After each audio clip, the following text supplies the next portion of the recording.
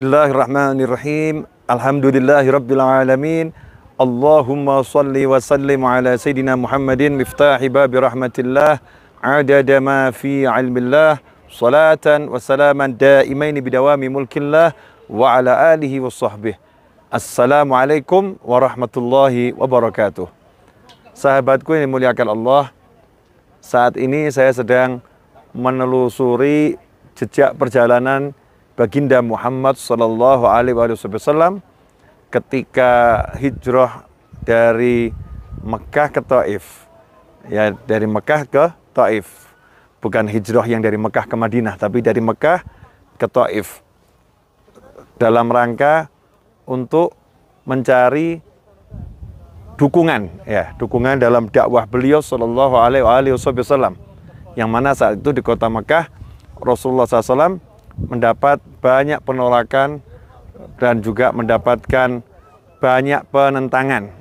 Nah, dalam kondisi yang semacam itu, Nabi kita Muhammad SAW memberikan contoh yang sangat baik. Sebagaimana Allah nyatakan, laqad kana lakum fi Rasulillahi uswatun hasanah liman kana yarjullaha wal yawmal akhir wa dzakarallaha katsira. Allah mengatakan, buat kalian semua orang-orang yang beriman yang menginginkan Allah, yang menginginkan hari akhir, yang banyak berzikir kepada Allah, dalam diri Nabi Muhammad SAW secara keseluruhan sudah terdapat contoh yang terbaik. Jadi kalau mau mencontoh, ya contohlah Nabi Muhammad SAW. Beliau meskipun sangat superior, yang paling hebat. Nabi kita Muhammad SAW tidak berdiam di Mekah, kemudian bertahan begitu saja. Ya, tidak menyerah dengan keadaan.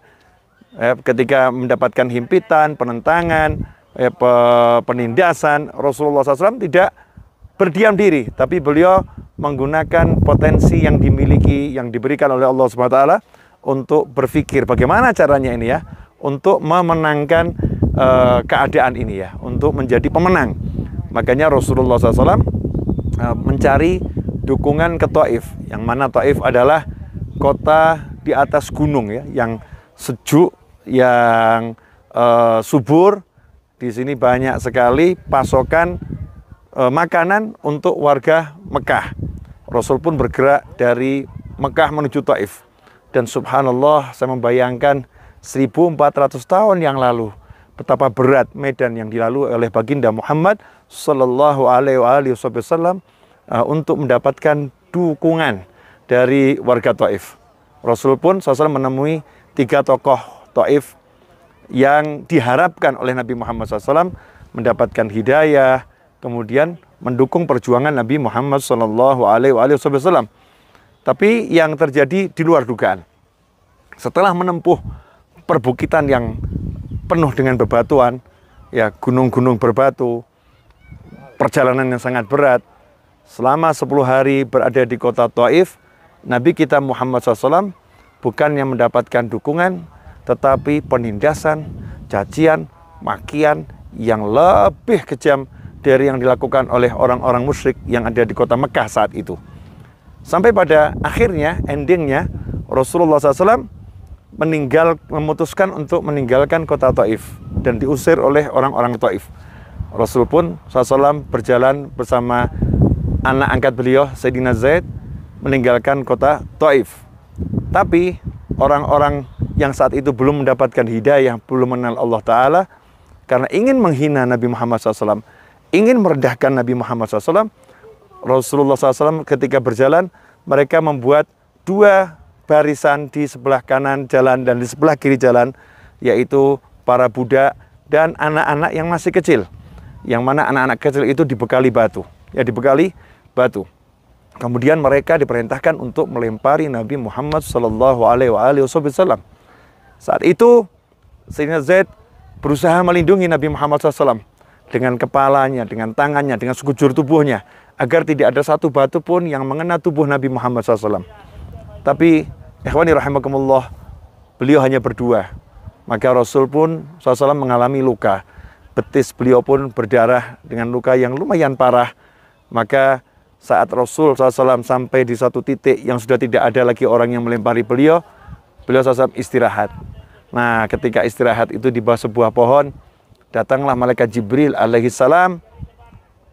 Kemudian saat itu malaikat Jibril mengatakan ada 2 malaikat penjaga gunung di sekitar Taif, gunung-gunung yang besar di sekitar Taif. Malaikat tadi sudah diizinkan oleh Allah Ta'ala untuk melakukan apa yang bisa mereka lakukan untuk membalas kekejaman orang-orang yang di Taif. Tetapi dengan syarat harus mendapat izin dari Nabi Muhammad Sallallahu Alaihi Wasallam. Malaikat mau ketemu Rasulullah SAW minta izin. Izinnya kepada siapa? Malaikat Jibril alaihissalam. Kemudian malaikat Jibril menyampaikan pada Nabi Muhammad SAW, ada 2 malaikat penjaga gunung ingin bertemu. Maka Rasul pun mempersilahkan keduanya. Kemudian 2 malaikat tadi minta izin pada Nabi Muhammad SAW. Untuk apa? Untuk mengangkat 2 gunung besar tersebut dan menjatuhkannya kepada warga Taif. Agar semuanya binasa karena telah menyebabkan kaki Nabi Muhammad SAW, makhluk yang paling dicintai oleh jagat raya, dicintai oleh Allah SWT, terluka dan darahnya mengalir ke bumi. Tapi yang disampaikan oleh Nabi kita SAW jauh dari apa yang disangka oleh siapapun. Rasul justru mengatakan, jangan, aku berharap dari sulbi mereka akan muncul anak cucu yang beriman kepada Allah dan beriman kepadaku, Nabi Muhammad SAW. Maka Rasul pun dalam keadaan terzalimi semacam itu mengangkat tangan, Allahumma hdi qaumi fa innahum la ya'lamun.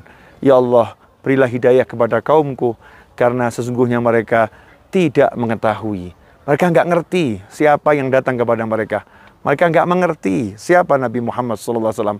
Mereka nggak ngerti apa akibat perbuatannya. Mereka nggak ngerti akan hakikat dunia. Mereka nggak mengerti apa itu akhirat. Mereka nggak ngerti. Allahumma hdi qaumi fa innahum la ya'lamun.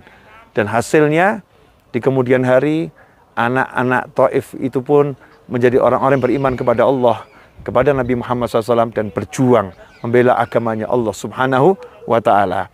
Ada banyak pelajaran di sini, di antaranya warga Taif yang sekejam itu di saat itu sebelum mendapatkan hidayah, itu pun tidak berani melempari Nabi Muhammad SAW. Maka mereka menggunakan anak-anak kecil. Kenapa? Karena anak kecil tidak terkena dosa. Akalnya belum sempurna, belum baligh, tidak terkena dosa, sehingga tidak bisa kena bala. Mereka sudah paham dan sebetulnya mereka was-was, siapa tahu ini benar-benar Rasul akhir zaman, sebenar-benar Nabi akhir zaman Sallallahu Alaihi Wasallam. Pelajaran yang kedua adalah kita nggak boleh menyerah dengan keadaan. Kita harus memikirkan jalan keluar. Kalau kita lemah ya kita minta pertolongan. Kalau kita lemah ya kita mencari bantuan. Kalau kita lemah kita nggak boleh berdiam dan mengatakan ini takdir Allah. Ya Allah menempatkan semacam ini. Enggak. Kita harus mengupayakan yang semaksimal mungkin, melakukan ikhtiar yang terbaik ya untuk mendapatkan hasil yang terbaik. Maksimalkan ikhtiar, maksimalkan usaha.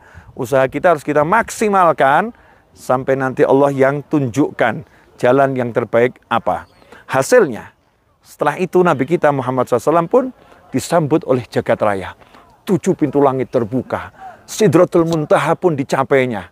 Dicapai oleh Nabi Muhammad SAW. Allah pun Isra dan Mi'rajkan Nabi Muhammad SAW. Perjalankan dari Masjidil Haram ke Masjidil Aqsa. Di Masjidil Aqsa Allah tunjukkan seluruh Nabi dan seluruh Rasul menyambut engkau. Menyambut baginda Muhammad SAW. Kemudian Allah ajak Rasul untuk SAW naik ke langit. Menembus 7 lapis langit. Setiap pintu langit dibuka, seluruh malaikat dan nabi yang ada di langit itu menyambut dengan sambutan marhaban. Selamat datang anak yang soleh, nabi yang soleh. Setiap pintu langit marhaban, semuanya menyambut dengan gegap gempita, dengan cinta kepada Nabi Muhammad SAW. Di sini ada pelajaran, kalau kita bersabar dan terus bergerak dalam kebaikan, dan kita berjuang dengan kesabaran, dan kita menatap masa depan dengan penuh prasangka baik, saat kita ditolak, maka akan tiba saatnya kita disambut. Saat kita dikucilkan, akan tiba saatnya kita akan diagungkan. Saat kita tak punya, akan tiba saatnya kita akan serba berkelebihan. Karena itu, bersabarlah dan terus bergerak dalam kebaikan. Tunjukkan ya bahwasanya kita percaya Allah tak pernah tidur, Allah Maha melihat, Allah Maha penyayang, Allah Maha penolong, dan Allah mengetahui keadaan kita semua. Berusahalah semaksimal mungkin maksimalkan usaha dan ikhtiar, pasrahkan semuanya pada Allah, maka kita akan mendapatkan pertolongannya. Terima kasih. Dari Taif, saya Naufal Ali Idrus melaporkan. Jazakumullah khairan. Mudah-mudahan yang singkat ini berkah dan manfaat. Wal afu minkum. Wassallallahu ala sayyidina Muhammadin wa alihi wasallam. Walhamdulillahi rabbil alamin. Jangan lupa gemakan sholawat. Sallu ala nabi. Sallu ala nabi. Sallu ala nabi. Allahumma salli wa sallim wa barik alaihi wa ala alihi. Hakadha. Wal afu minkum. Wassalamualaikum warahmatullahi wabarakatuh.